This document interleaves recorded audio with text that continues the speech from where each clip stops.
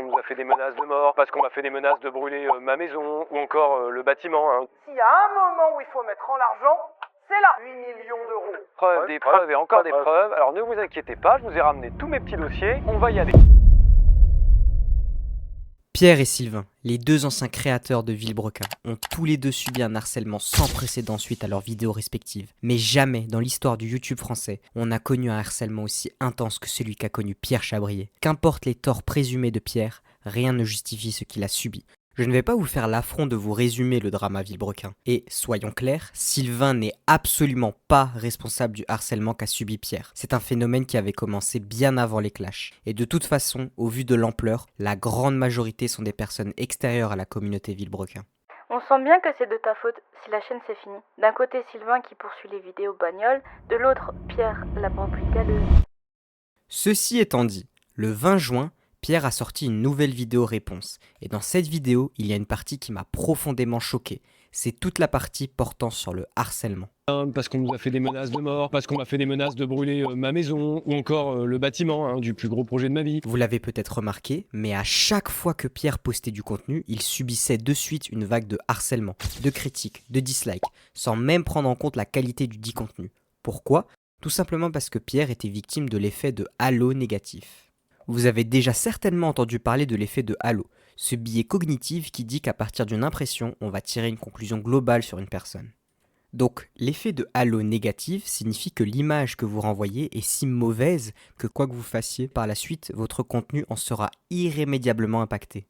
Mais alors, comment tout cela a commencé ? Déjà, au moment de la séparation, on pouvait voir une nette différence se former entre les deux. D'un côté, t'avais Sylvain qui explosait en nombre d'abonnés et de vues en prenant avec lui l'ancienne équipe, et d'un côté, Pierre qui stagnait un peu et qui s'est vite retrouvé seul. Mais cet écart, il sort pas de nulle part. Pierre justifie ça en partie à cause de l'algorithme YouTube.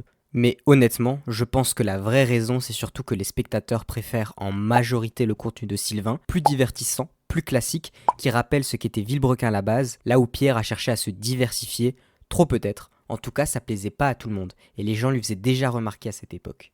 Sylvain avait conservé l'aura de Villebrequin, un contenu fait par un passionné qui divertit tout en apprenant des choses. Là où Pierre, lui, avait développé une image de mec un peu lourd qui propose un contenu ennuyant.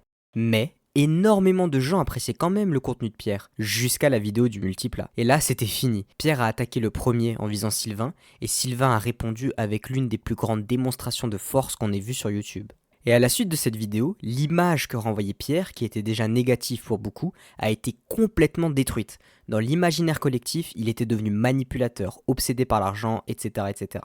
Alors qu'en soi, ça n'était que des rumeurs. Mais une fois que cet effet de halo négatif était installé, rien ne pouvait changer cette image. Pierre avait beau se justifier de façon très maladroite par moment, poster toujours plus de contenu, revenir à un format plus proche de ce que faisait Villebrequin, c'était trop tard. Sur YouTube, les gens ne lui laissaient aucune chance. Donc, malheureusement, il ne pouvait que quitter la plateforme.